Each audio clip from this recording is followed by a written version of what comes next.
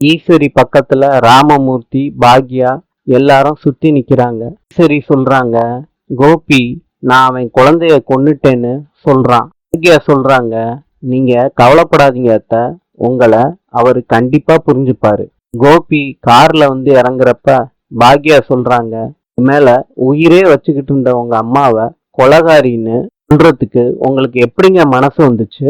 ராதிகாவோட குழந்தை இல்லாம போகணும்னு அத்தை நினைக்கவே இல்லை.